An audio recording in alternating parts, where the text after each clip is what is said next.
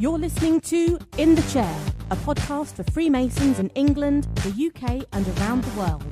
Find out more at masonicpodcast.com. But first, welcome your host, Robert Bone. Hello there, good morning, good afternoon, good evening. Hope you're having a great day whenever and wherever you're listening to this. And once again, this is In the Chair, a podcast for Freemasons in the UK, England, around the world, wherever you are. And not just for Freemasons, also for anyone interested in Freemasonry. And I'm your host today, Robert Bone. Many thanks once again for hitting the download button. And we're now up to episode 17. So hope you're enjoying the Masonic podcast. I know we've had a bit of a variety of things, and I know the last podcast, number 16 with Nigel Harris-Cooksley about websites, I wasn't too sure if some people might find that a bit technical, a bit boring, but looking at the stats, that has had the most quickest downloads out of all the podcasts so far, so that's absolutely fabulous. And the feedback on that has been fantastic. And I'm sure lots of you out there have been going through your websites, looking into it and trying to optimize them to try to bring as many people into your lodge as possible. And I know some lodges who, for example, Nigel's lodge himself, use that to rejuvenate a lodge that was on the downturn. So hope you've been using that. And as I said at the end of the last show, Nigel's going to be coming back on in the future to then talk about social media. The idea being that you've got your website set up. Now, how do you start bringing people onto that? So if you have any questions about social media, get in contact. It's robert@masonicpodcast.com. Drop me an email and we'll sort that out for a future episode. But back to today, episode 17. And we're now actually going to be talking about the history of Freemasonry. We've covered that a bit, but today we're really going to be going to what I'd term Masonic History 101, literally starting from the beginning. And this is, I'd say it's applicable mostly to Freemasonry lodges in the UK that's a part of the United Grand Lodge of England. However, as loads of lodges all around the world, and we talk about this, how they're all entwined and recognised by the United Grand Lodge of England, even if you are an international listener, I'm sure you're going to find this of interest, because it's still going to be taking the history of your Freemasonry into account. Now, Reuben Ayres, he's the Provincial Grand Orator for the Province of Devonshire, and that's Devon, which meets down in the southwest of the UK. He's also a member of St George's Lodge, number 112, and we talk a bit about the history, not only of Freemasonry, but of himself as well. It is, I found it an enlightening episode. There was a few times when, and I do find this, when I talk about things, you just assume that you know some of these bits, and it's not until you talk to someone who's a bit more knowledgeable that then you end up finding out that what you thought you knew you didn't, and there's actually more. And I'll also point out, this is the first time Reuben's going to be on, but hopefully we're going to have him back again. We thought what we would do is, he's such a fountain of knowledge on things Masonic, that I thought it would be best to have him on to do a brief overview of Freemasonry, and then we'll have him on again in the future then to talk about get more intrinsic, to look at more of the finer details of the various elements. But that's enough of me. Please welcome to In the Chair, Reuben Ayres, the Provincial Grand Orator from the Province of Devonshire.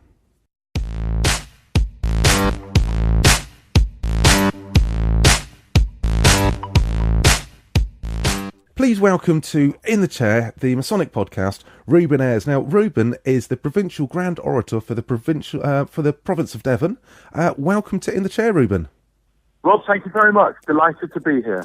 Thank you very much. And it's great, because when we had actually first started communicating, you told me that, obviously being the Provincial Grand Orator for the Province of Devon, you have quite a repertoire of things you can talk about, quite a varied and wide range of knowledge. Well, I don't know about a wide range of knowledge, but I've certainly got a range of talks that I give around the province of Devonshire. And that's, and I know you've got this whole list of things, and I was looking through it and think, wow, I have so many people inquire about different topics we can talk about on In the Chair. I actually thought what would be great is probably to take a step right back to the basics, if that's okay with you, Reuben, and literally just pretty much start with the basics of what Freemasonry is, because of course many of the listeners to In the Chair are already Freemasons, but I do get emails and comments on social media from people who are just interested in finding out about Freemasonry, wanting to learn more about it. So could you just spend a little bit of time today just pretty much summing up what Freemasonry is.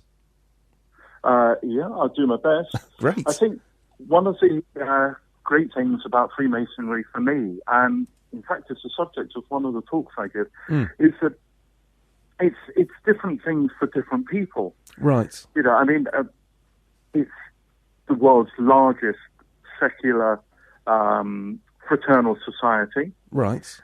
It's secular in as much as it's not affiliated with any particular religion, but you do have to believe in a higher being Right. In order to be eligible to be a member. So it's a huge fraternity. Yes. I think in terms of what it is for the individuals within it, you know, I think for a lot of people, it's basically somewhere to go to meet like-minded people from a whole range of different backgrounds and interests and different professional lives and such like, where they can meet on equal terms and enjoy each other's company, each other's ideas, each other's friendship. And you come across a huge number of people that you wouldn't otherwise have reason to meet at all. So, yeah. And then I think for other people, it's somewhere to go for a natter with your mates and a pint and a decent meal.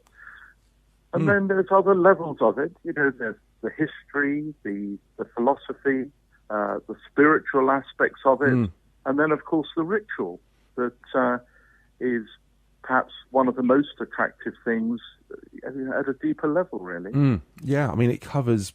Yeah, it covers so much, and there's so many different elements people can take away from it, and some more than others. And I think that's I guess that could be the root of the popularity of it. There's something for everyone, and some people, you get the people who really love the ritual. You get some people who pretty much will go along to the actual meeting themselves, sit on the sidelines. They don't really want to get involved, but they really like the social aspect of it, the festive board and the ladies' nights and the Christmas parties and all those sort of social events. So. Yeah, I understand what you mean. It really does cover everything, doesn't it? Yeah, I think it does. And, sometimes people get a little bit hung up with those folk in the lodge who aren't great at the ritual or may not have put quite as much time as they could have put in to get a good ritual together. But then, often those people will have other things that they bring to the lodge in terms of their enthusiasm and energy in other ways. Yes, but there's a chap in our lodge actually who doesn't really he's gone through, become a Master Mason and spent probably the last 5-10 years at least just sitting there and doesn't want to do anything, doesn't get involved in anything in the ritual. But when it comes to selling raffle tickets, he's he genuinely has a skill at getting money out of wallets. Yeah, well, that's great, isn't it? And that's just another string to the lodge's bow. So, I mean, we've covered almost, what Freemasonry is today, but of course, Freemasonry is an old fraternity. Of course, in a few years' time, it's going to be the tercentenary, the 300th anniversary of the United Grand Lodge of England. But can you give us a bit of an idea of the history of Freemasonry in general? Okay, I'll do my best. I think before 1717, which was when Premier Grand Lodge was first formed. Right.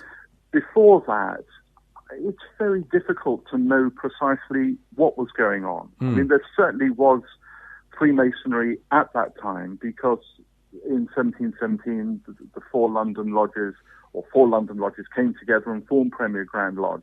So there must have been Freemasonry in existence then, and we have the documents regarding Ashmole and such like being initiated into Freemasonry in the late 1600s. And there are a number of documents around suggesting that Freemasonry existed at least 100 years before that and maybe longer. Right. But exactly what it came out of before that is unclear. And, there are lots of Masonic historians who know far more than I do about that, and yet still it's a fairly controversial subject. Yes. Whether it evolved out of the medieval guilds, the box clubs, whether the Rosicrucians had a role to play, and so on and so forth. But certainly organized Freemasonry started in 1717 with the creation of Premier Grand Lodge. Okay, and that sort of led through to the what we have today at the United Grand Lodge, and where we can definitively trace the roots back. But yeah, I've heard some crazy theories over the time of whereabouts Freemasonry started. You know, sometimes going back to, of course, the building of King Solomon's Temple, and takes part of some of the story in Freemasonry, and some people do take that as, well, that must be fact in that case. Some people just realise that it might be some of the symbolism behind it. I've heard other theories about it going back to the building of the Great Pyramids of Egypt. Yeah. I don't see how there's sort of proof for that, but I guess sometimes when people do some research, they can find a bit of evidence to back up their theory. Yeah, I think that's right. And you do come across these sorts of theories. Another theory goes back to Adam and such like. It's difficult, really, because I think when you get those sorts of theories and you talk to the people who are wedded to that particular idea, my personal view is that the evidence is pretty weak, actually. Yes. And although you can't say, that definitely didn't happen, I think in the absence of evidence, you really just have to say before about 1700, maybe late 1600s, we really don't know. No. Any idea why we don't know? Because, of course, things obviously weren't written down, but it does seem odd if there was. I mean, it's obviously was about to have those 4 different lodges all coming together and uniting. So obviously they were all established in order to do that. So you can default. Actually, in order for that to have happened, there's got to be at least 4 of these that had been going and had actually been established in order to come together to join together. Any idea why we don't really have much in the way of written records from that? I think it's because it was the culture then not to write it down. Right. The rituals certainly weren't written down until fairly recently, actually. And I don't know what would have happened to, lodge records before 1717. But even the lodges that exist now that go back, into the late 1700s, lots of them, unfortunately, have lost their records.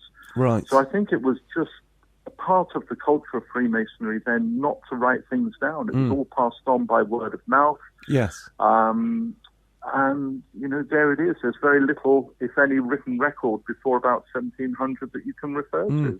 Would do you know whether Freemasonry would have been, I mean, I use the term very loosely here, but I think we know what I mean when I say, was it a secret society back then? Because now, and I know, we're trying to get rid of that image of being a secret society. It's as they say, a society with secrets. But was Freemasonry always like that? Do you know? I suspect, in the 1700s, when Provincial Grand Lodge was formed, that wasn't long after things like the Civil War, the Glorious Revolution, and then, the threats of Jacobite revolutions, right? To turn the country back from a Protestant country to a Catholic country and such like. And I suspect one of the driving forces behind Freemasonry was to create a fraternity in which people could come together and discuss their views without fear of persecution. Yeah, of course. I thought about it like that. There's that much bigger picture of what's happening in history around that time. Yeah, it was a very turbulent time, and around that time, expression of your views on religious topics, political topics, and even some mundane topics could cost you your life. Sure. And so to have a society where people with differing views could come together on equal terms, discuss openly with mutual respect, would have been a great boon for them. But you could also understand perhaps that they might want to keep that a little bit under wraps at the time, for fear of persecution. Yeah, I mean, one of the things that, there's pretty much the parallel, which probably, quite a lot of people have heard about, is, of course, during the Second World War, people were afraid, especially in the UK, that should, Hitler's Germany have invaded, England, there would people like, societies such as Freemasons would have been persecuted. So it drove it more underground. People then didn't want to mention to their friends and colleagues who weren't Freemasons that they were Masons, just in case, people found out about it, and they were persecuted for it. And there seems to be a bit of a parallel from what you're saying, actually, which makes sense. People Yes. would talk about it amongst themselves, but they didn't maybe want other people outside of that circle to know about themselves being Freemasons. Yes, I think that's right. And before the Second World War, there's a lot of evidence that Freemasonry was opening up and was a relatively open fraternity with public parades and such like. But I mean, nobody knows exactly how many Freemasons were killed by the Nazis. But the estimates are something between about 20,000 and maybe 150,000. Right, and that was that on mainland Europe, would that have been? Yeah, exactly. Yeah, exactly. Yeah, and with that sort of background, you can understand why people started to become anxious. And I remember, I can't remember, 5-6 years ago, I was up at Grand Lodge in London, and they had an exhibition in the museum about anti-Freemasonry. Right. And there was a sort of hit list there that the Nazis had drawn up with names of individuals in this country. Oh. And it just so happened to be open on the page related to Devonshire. Right, your province. Yeah, exactly. And there were some well-known family names there. Right. Who were on the hit list to go. And you can understand the anxiety that would have created. Sure. Yeah, that's you almost want to say don't tell him, Pike, to that, but is that sort of thing. Yes, there's exactly. The list. Yeah, that is put the list together, and of course it's quite scary that, and I guess people there would have been probably other Freemasons, and of course this is the thing with history, and I mean obviously nowadays, and this is going on a bit of a tangent, but with things like social media and everything, we're now really trying to get out there to dispel that myth. But I think it's just so ingrained in the history of Freemasonry that I guess that's part of the culture of it. And I'd always thought of Freemasonry used to be really open, and then Second World War come along, people were afraid, so then it went a bit more underground. But actually, no, it does make sense. This is something pretty much almost like a defining point to Freemasonry. And I guess that's why it's just so ingrained within the Masonic culture. Yes, I think that's right. But having said that, I think it's changed over the past 10 years or so, actually. Yes. Certainly 10 years ago, I think, when did I join? 12 years ago. So certainly around then, there were a lot of people talking about being open. Right. And discussing Freemasonry outside of the Masonic circle, as it were. But relatively few people actually doing it. Right. And now I think people are much more relaxed about talking about it certainly with their families, with their friends, with their work colleagues and such like. Yeah. In a way that I think was relatively unusual 10, 12 years ago. I guess people putting them, are so open with themselves with social media and everything. They're putting so much of their life out there, especially for the younger members, that to actually just sort of put something about Freemasonry out there is, when they're putting pictures of what they're having for their dinner out on Facebook and Twitter, to actually mention that they're a Freemason isn't probably a big deal for some people nowadays. Yeah, well, I agree. And although some folk in Freemasonry are a little bit snooty about Facebook, Twitter and the like, I think it's been an absolute boon for it, actually. Oh, definitely. I mean, some of the previous episodes I've had on was a chap from the Province of Middlesex who, through social media and websites has managed to bring an extra 61 new candidates into their province just from leveraging the social media aspect and having a good website. Yeah, well, that's brilliant, isn't it? And even though some people might say, well, perhaps some of those folk aren't suitable, it may be that the majority of them are. Yeah. And it's got to be a good thing in my view. It really has. Definitely. I think at the moment, I mean, my personal view is the way we've got the tercentenary coming up, the way that Masons and not just individuals, but also lodges are actually embracing the social media. I think we're actually at, I wouldn't say a turning point, but definitely a period that people will be looking back on. I think we are actually writing history at the moment. Yeah, in Freemasonry. Well, I hope so. Yeah, it'll be that. So. Hopefully, that time when Freemasonry shed and sort of actually sort of was a bit more embraced and reverse some of the trends in decline that have been apparent over the last few years. Sure. Yeah. But actually, just going back when you said that, of course, those four lodges come together. That was back in 1717. But you said that was that the Prime Lodge? Did you say? I said what? What was the name of the lodge? You said that they come because it wasn't the United Grand Lodge of England, then was it? No, it was the Premier. The Premier Grand Lodge. Okay, so that's how we trace our roots back. So so what happened over those? We trace our roots back to organised Freemasonry. Yes. That was the first Grand Lodge in the world. Yes. Okay. So everything is all. I mean, you often hear about international lodges. Are they recognised by the United Grand Lodge of England? And I guess that's why, because that's the very first Grand Lodge. So how did it become the United Grand Lodge of England? Because it didn't start off as that straight away. No. So the Premier Grand Lodge created in London in 1717, and then that really spread its influence across more and more lodges. Over time, either lodges were created under the auspices of Premier Grand Lodge, or it developed an influence over existing lodges. But then, over a period of time, for various reasons, certain changes were made to the ritual, right, at the behest of Premier Grand Lodge. And there was some good reason to do that because of the various exposés that were coming out, giving away some of the modes of recognition and aspects of the ritual. So little tweaks were made to the ritual over the next small number of decades. Right. As well.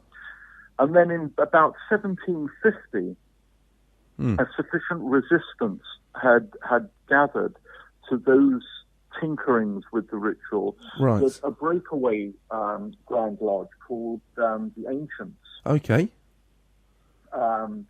was created. And so at that time, after about 1750, there were two rival Grand Lodges. Oh, okay. The Ancients, which paradoxically was the newer of the Grand Lodges, but called the Ancients because they wanted to adhere to what they felt were the traditional rituals and such like. Right. And then Premier Grand Lodge was then dubbed the Moderns. Right, even though they were using the older ritual. Because of the little adjustments and tweaks that they've made. And then eventually those two rival Grand Lodges came together and united to form United Grand Lodge of England in 1813. Right. Which is the Grand Lodge that we have now. Okay. So, actually, the tercentenary isn't sort of for the United Grand Lodge of England. In fact, 2 years ago, that had the 200th anniversary. And in actual fact, the tercentenary is actually celebrating 300 years of Masonry being under a Grand Lodge. Exactly right. So, that's something where I've got to say I'm probably not the only person to have made that mistake and to have thought that. We're going back to the Grand Lodge and uniting things, and how does that link with international lodges? Because of course you said that was the first Grand Lodge in the world. And of course I know we have lots of listeners all over, literally all over. There's a big contingent based in America who listen, and would they be able to trace their roots, back to the Premier Grand Lodge or the United Grand Lodge of England, as Freemasonry? I think it was already spread over the world, but then become more recognised. Well, I guess in around 1717, when Premier Grand Lodge was formed, we had an empire.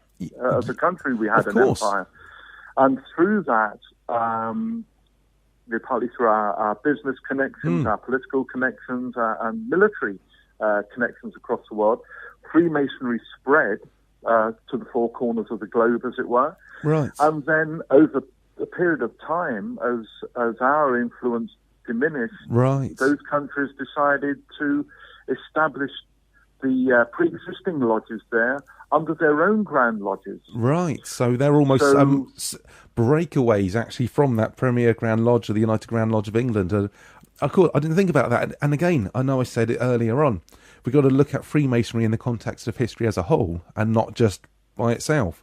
What's actually happening. Yeah, I think that's right. And it's fantastic to see the way that the history of Freemasonry weaves itself with other aspects of history, across time and across the world. Yeah, I mean that is one of the fascinating things. It's sort of so entwined. And I mean, when I said we'll chat about the history of Freemasonry, I thought this isn't sort of like just a lecture on sort of like dates and times, and this is what happened on a certain date. It's really fascinating how it is intertwined with all these different aspects around the world. And of course, some of them are so obvious when you think about it, that the British Empire was of course spread across the world, so therefore by default all those Masons who had become Freemasons in the UK and then went off to travel the world would have been taking that Freemasonry with them and set up lodges, which of course then have gone on as the empire then shrunk back again. Those lodges have remained in those countries and adapted. Yeah, exactly. And those countries have then established their own Grand Lodges. There are still quite a few lodges around the world under United Grand Lodge of England, but obviously the majority of lodges in those countries that have their own Grand Lodges are under the authority of that country's Grand Lodge. Sure. Which may or may not be in harmony with United Grand Lodge of England. Many of them are. Most of them are. Yes. Yeah, that's the thing, is I know that there's ones that are in harmony, and there's ones which, how they say they're not recognised by the United Grand Lodge of England. Obviously, I mean, and that almost harks back to the ancients and the moderns, doesn't it? They're doing the same sort of thing, but twisting it themselves to make it, no, this is how we want to do it, because this is how we want to interpret the ritual. Yes, I think that's right. And, although the ritual is open to various interpretations, I guess there are certain landmarks, as it were, beyond which United Grand Lodge of England is not prepared to countenance it. Yes. And so one of those things would be recognition of a higher being. Right. For example, if a Grand Lodge were to say, well, that's no longer required in our jurisdiction, that would be a step too far for Grand Lodge. And there are a few landmarks like that Sure. they wouldn't be prepared to countenance. Okay, that's definitely quite interesting. It's thinking about it. It does make you sort of step back and think and look at the bigger picture of how it's been created and how history's tied into Freemasonry and how the history of Freemasonry is tied into history as a whole. I'm sure there's probably people, especially in the States, of course, who would be thinking, well, actually, Freemasonry is pretty much all tied in, through the history of their founding fathers and the setting up of, Washington. I don't know how much of that is fact and how much is circumstantial evidence, but it's definitely sure that, Freemasonry does play its part in history. Oh, I think so. And as you say, the establishing of the United States, there's strong evidence, I think, that Masonic concepts there were a powerful driving force behind the founding fathers. Yeah. And such like. I mean, I don't think it was so that the Freemasons got together and said, let's do this. I think the group of people come together, but by complete, I wouldn't say complete coincidence, but by coincidence, many of them were Freemasons just because they were the sort of people that would have been in Freemasonry at the time. And hence, when they've got a group of Freemasons together, some of those elements are going to seep into what they're putting together. When they're writing out the constitutions and everything, it's going to be there's already some principles that they've been working to, from their Freemasonry careers, and they're going to think, well, actually, that worked great for Freemasonry. Let's build that into our constitutions. Yeah, I think that's exactly the way to look at it. Actually, it's just as you suggest, those ideas and those principles. Are in the air amongst that group of people. Yes. And they naturally bring those ideas together when they're working in other spheres of their lives. Sure. I mean, well, actually, Reuben, we've covered, I think, a very generalised history of Freemasonry, and especially of in the UK and how it come out of the Premier Grand Lodge and, form the modern and the ancients, and they come together to become the United Grand Lodge of England, and how that's, of course, spread throughout the world via the empire. Let's bring this a little back more to home, so much so back to you, if that's okay, because we're hoping to have you back on in the chair again in the future, because you are you've got quite a lot of knowledge on lots of areas of Freemasonry, and that's why I wanted just to cover some of the pretty much the basics of things today, and then we can start delving deeper in future episodes on a few little areas. And I'd also like to say, if any listeners to In the Chair have any questions in particular, not necessarily about the history, but anything to do with Freemasonry, get in contact. Actually, the best way to do it is through Twitter, which would, to myself, the show is on Twitter, it's Masonic Podcast, or robert@masonicpodcast.com to drop me an email. Also, I'll mention that, of course, Reuben is also on Twitter as well, and your Twitter address, and all these are going to be in the show notes, but it's at ProvG Orat, or PROVG ORAT. That's for the Provincial Grand Orator, because you're the Provincial Grand Orator for the Province of Devonshire. And you've also got a Facebook group as well, haven't you? Yes, I have. Which is facebook.com/ProvG Orat, PROVG ORAT, and all those links will be on there. But if you get in contact with either myself or Reuben directly, then when we're working out what we'll cover in future episodes, if we know that listeners have got certain questions, hopefully we can try to make sure those questions get answered in it. But let's come back to you. You said actually you joined Freemasonry about 12 years ago now. So actually, I've got to ask, why did you decide to join Freemasonry? I didn't know much about Freemasonry before around 2000 and 2003. And it really happened because of a near neighbour of ours, who's also a good friend. And we'd known him for a small number of years. And he was always very enthusiastic about his Freemasonry. He was very chatty. If they'd come over here for supper or whatever, or we'd be over there, he'd be chatting about the lodge he'd been to the night before, or the Royal Arch chapter the last week. And he was always very enthusiastic, talking about the camaraderie, the people meet, the charitable work that they do. And I think it was just his sort of infective enthusiasm, really, that piqued my interest. Yeah, wore you down on it. But no, I see what you mean. Yeah, you're just having someone talking about it all the time, not all the time, but you're going to get the interest in there, haven't you? It's it's not just a little flash in the pan, so to speak. Yeah, no, absolutely. And he struck just the right chord. That he was sufficiently enthusiastic to get me interested. Right. But wasn't running it down anybody's throat, so it became a bit of a bore, as it were. And I just started thinking, well, this sounds a really interesting organisation. Right, brilliant, yeah. Okay, so that's how you sort of got introduced into Freemasonry. And I think one of the important things is not just bringing new people in, it's retaining people. Because often when people join, you obviously had a neighbour who gave you quite a bit of knowledge, but some people don't. They find Freemasonry in other ways, and they don't really know what they're joining until they've actually become a member. So why did you decide to stay once you had joined? Yeah, I guess there are a number of reasons, really. One is certainly that first evening, the initiation ceremony. I must say, I think I was probably hooked from the first ceremony, actually. I found that a very powerful ceremony, and remember thinking, sort of 3/4 of the way through it, there's something very serious going on here. And it's exciting, it's interesting, it's got philosophical depths to it and such like.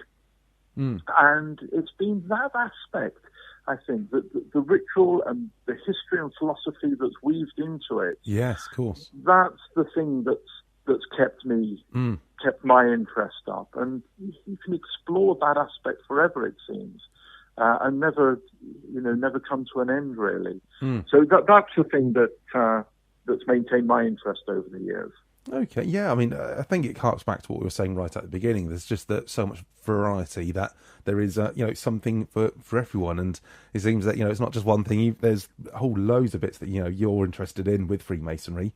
But do you actually have what I'd say a memorable experience? Or it doesn't actually have to be necessarily in the lodge, but maybe just an experience that maybe you wouldn't have had if it hadn't been for Freemasonry? I guess I've seen 2 or 3 things have been pretty moving, and those are often when I've been out and around Devonshire as orator in lodges that I'm not used to. I don't know that group particularly well. On 2 or 3 occasions, I've seen somebody in a relatively senior office, perhaps the master or one of the wardens, who's clearly struggled. Right. And the lodge has supported that person through their journey through the lodge, through the various offices, up to master, with the rituals and such like. And, sometimes Freemasonry it's a broad church. They're not always highly educated people. And it's great to see somebody who's clearly put a lot of effort. They love their Freemasonry. They're committed to it. Yeah. But they're not the greatest ritualists. Sure. And they've been supported all the way through by the other members of the lodge. And at the end of the day, have done a pretty good job. Yeah. And that I think is a pretty powerful thing to see. That cohesiveness and supportive strength of the lodge, really. Yeah, people coming together. That's a great answer, actually. I mean, I've just been reworking on my lodge's website and sort of trying to answer questions that people might have about Freemasonry. And one of the things is, of course, people might be worried about things that they've got to learn. And I wanted to try to explain that you don't have to, if you don't want to, you don't have to go through these things. But if you do, there is support. And I was thinking about it, and I thought, crikey, the amount of support I have received over the years, because I'm currently in the chair of my lodge at the moment, and over the last sort of 7 or 8 years, the support I've received to get me to that point, is outstanding when you break it down. And these people have been going out their way, past masters going to lodge of instruction. They don't need to, and it's not just for me in particular, but they know they want to come along because they had support when they were going through, and it is great. People do go out of their way. Isn't it? And you think, actually, you want people, it's appreciated, the effort that people do go to on those things. So I think that's I think you haven't defined one single experience. It's the whole feeling, which I think is memorable in itself.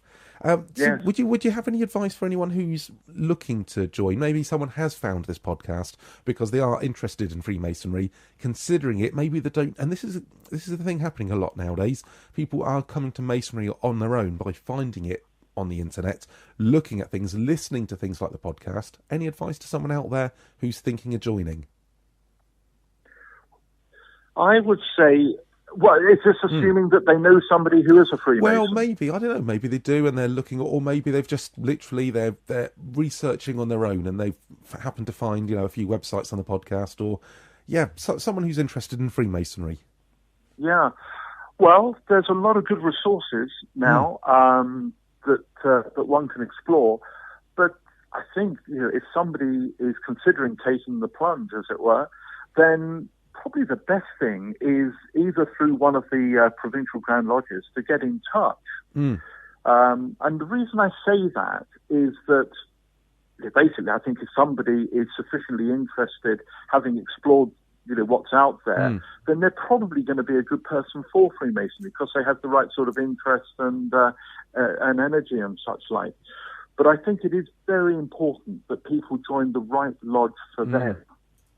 And Freemasonry is a very broad church. We come from different backgrounds, and I think usually the Provincial Grand Lodges will put that person in touch with somebody who, together with them can explore what sort of a lodge they would like to join, whether it's a dining lodge that might be relatively expensive or not, what type of group of people, and just aim them in the right general direction, really. Sure. And I've noticed that over the last few months when I've been out visiting, there's, you can go to a lodge in the same lodge room one night to the next lodge, and each lodge has their own personality.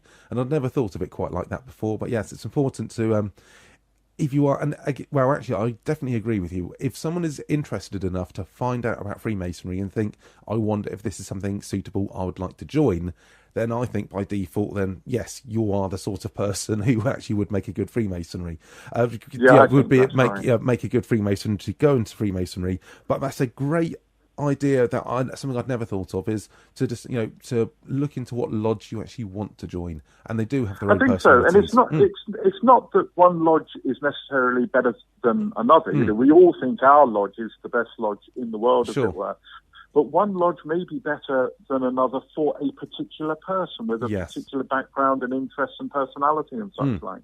Yeah, some lodges are a lot more social. They go out, they have lots of evenings, they go out for skittle nights against other lodges, and some lodges are very, very serious on the ritual side of things. There's other lodges which are there's lodges in Province of Berkshire, for example, ones which are about for people who have past scouts who had an interest in scouting, and you've also got ones for people that used to be in the services, and a whole range of other things in between. Certain ones which started off being based in certain areas as well, which of course spread out, but do have a connection with a certain place or a certain thing. And of course, although all lodges will pretty much welcome anyone, it's a good idea, as you say, to look into and speak to someone if you haven't got a connection already. To maybe find a lodge with that you hopefully might have a connection with through speaking to the provincial lodge in the area you're in. So that's a great bit of advice. Just give them a call. Yes, of course, they are happy to help. Of course, Freemasonry as a whole, we do want new members, but at the same time, we're not just going to take anyone for the sake of it. We're not trying to, no one's going to sort of force people into it. It's not trying to sound double glazing. We'd only really want to take people that actually want to be Freemasons. Absolutely right. But what about advice to Master Masons? So maybe someone that has actually joined, maybe been a member for a couple of years, they're starting to now get the idea of what Freemasonry is. They've been now to, maybe a year or two's worth of lodge meetings, done a little bit of visiting. Any sort of advice to them now to really get the most out of their Masonic career? I think it depends what sort of aspects of Freemasonry that they're into. But I would certainly say they should consider what else there is within the Masonic family, as it were. Certainly the Royal Arch, Holy Royal Arch of Jerusalem. So joining a chapter would be worthy of consideration, and then the various side degrees, which vary in their area of focus, as it were. So certainly Royal Arch, and then considering what else is there in terms of side degrees that might further their interest and provide a new area for exploration for them. Sure. So, if anything, what you're saying there is, it's you can make your own unique journey in there. I guess work out what you find the lodge that you want to join and create your own journey in Freemasonry in the time you want to do it in. Yes, well, I think that's right. I think that's one of the great things of Freemasonry, actually. The journey is individual for each person.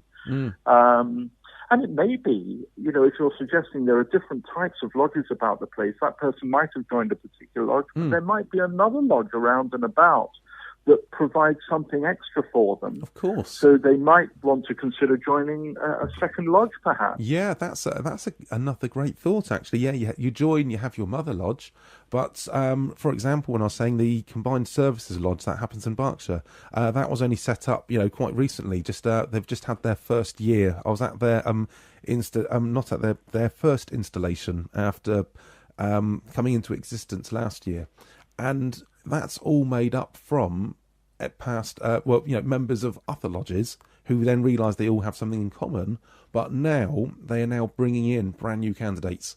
And I think that's and people don't realise that actually, yes, you can join more than one lodge, and that way especially if you enjoy the social aspect of Freemasonry, of going out and meeting people with things you've got in common, that's a great way to do it as well. It is great, and I joined my mother lodge down here in Exeter back in 2003. A couple of years later, I joined my old school lodge, which meets up in London. Okay. At Grand Lodge, in Great Queen Street. In fact, I was there last night. And the two lodges have completely different feel to them, completely different atmosphere, but both delightful. Right. Okay, that's that's the thing, is I don't think sometimes people just focus on their little lodge, that they forget that's such a big fraternity, and of course you can join in your province, or there's other reasons to go to other lodges. And absolutely fantastic bit of advice. Well, Reuben, I think we've covered, seriously, we have covered hundreds of years worth of history, and at the same time also found out a bit about you as well, which is great. So I'm going to thank you for coming on in the chair. I'm sure this is going to be the first of many. As I said before, Reuben is on Twitter. You can follow him at Prov G Orat. and also the Facebook group or the Facebook page with the same name. And also, as well, you can look at you've got your own webpage on the provincial website, haven't you? Which is www.pgldevonshire.org.uk/orator.htm. That might be a bit of a mouthful. If you go onto Google and search for the Provincial Grand Lodge of Devon, I'm sure that will show up on Google. Once you're onto that website, you'll be able to then navigate onto Reuben's page there. But all the direct links are going to be in the show notes for this as well, so you can hop onto masonicpodcast.com and click the links, or if you're actually using it on your iPhone or iPad, then the links will also be in the show notes. You can actually just literally pick up the device you're listening to it on and click the links through, so you'll be able to see everything that we're talking about as well there. So just mention that for the listeners.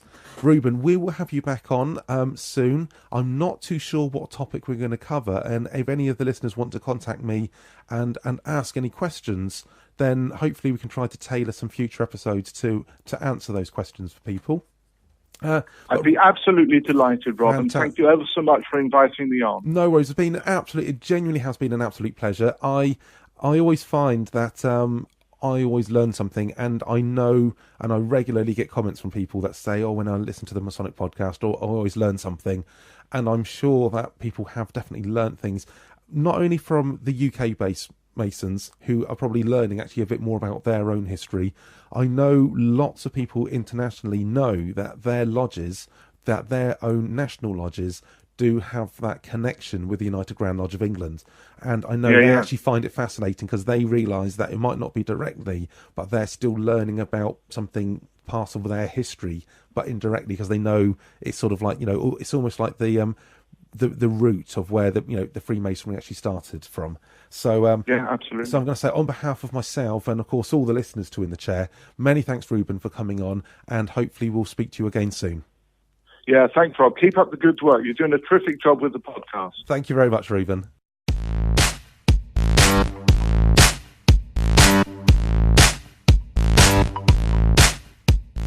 Many thanks once again to Reuben Ayres, the Provincial Grand Orator for the Province of Devonshire. And as Reuben said, he's got some Twitter and Facebook pages that you can follow him on.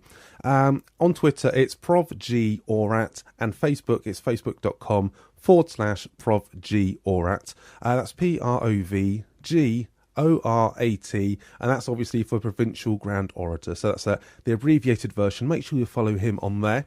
And as he said, he's hoping to come back onto In the Chair. Now, in his position as orator, he has a load of lectures about a whole variety of subjects relating to Freemasonry. And I know that lots of listeners have questions out there, so if you have questions and you'd like myself and Reuben to talk about and answer and discuss in further detail, please let us know. Best way to do that is by dropping me an email. It's robert@masonicpodcast.com, and the next time Reuben comes on, we'll try to make sure that we tailor our discussion to fit around any questions that you have, any parts of Freemasonry you'd like to know about. And we're not just looking at maybe the main history of things. We've tried to cover that a little bit now. Sometimes it's going for those little obscure facts that are the things that really make people, sit back and, or sit up, should I say, open their eyes, open their ears, and listen and go, actually, I've learned something that I didn't know. And if you have any interesting things and you'd like to come on In the Chair and talk about anything as well, do also get in contact. That would be greatly appreciated. I'm trying to do this. I'm trying to second guess what you want, but if you can let me know, that's a lot easier. And one way you can do that is through the Facebook group and also on Twitter. Links to all of that I'm talking about are on masonicpodcast.com/17. So that's the links for the show. It's masonicpodcast.com/17. Everything that we've been talking about there, you can find on there. Just click your way through. Whilst I'm talking about clicking links and enjoying the show, if you do enjoy the show, please let me know. And one of the best ways to do that is through iTunes. The reason I say that is because iTunes doesn't actually look at downloads when it's rating and categorizing podcasts. What it does look at is ratings and reviews, and it uses that to judge how many people are actually enjoying a podcast. Now, that means if someone types in and they're looking for a Masonic podcast, In the Chair is more likely to show closer to the top if people have been rating and reviewing the show. And that doesn't just mean if they're looking for Freemasonry things in particular. It might be they're looking for something to do with sort of maybe Freemasonry. Maybe they're not knowing that they're looking for Freemasonry, but then in the listings it will come up as In the Chair as a suggested podcast. They'll listen to one of these episodes and then think, actually, that seems to answer the sort of thing that I'm looking for.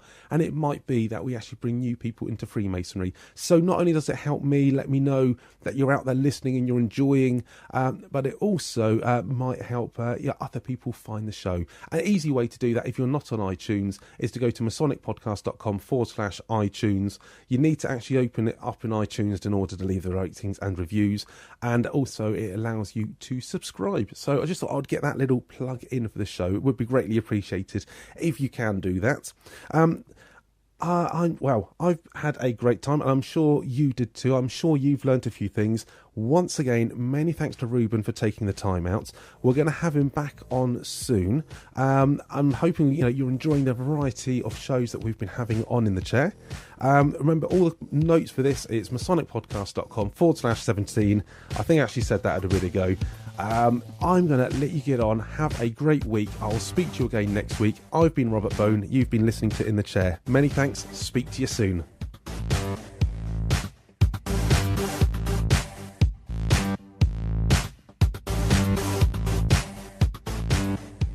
Thank you for listening to In the Chair. Visit masonicpodcast.com to see the show notes and in-the-chair.co.uk for more resources to help you get the most out of your Masonic journey. If you enjoyed the show, please let us know by rating and reviewing it on iTunes. And remember to subscribe so you don't miss our next podcast. If you're not already, follow us on Twitter at Masonic Podcast.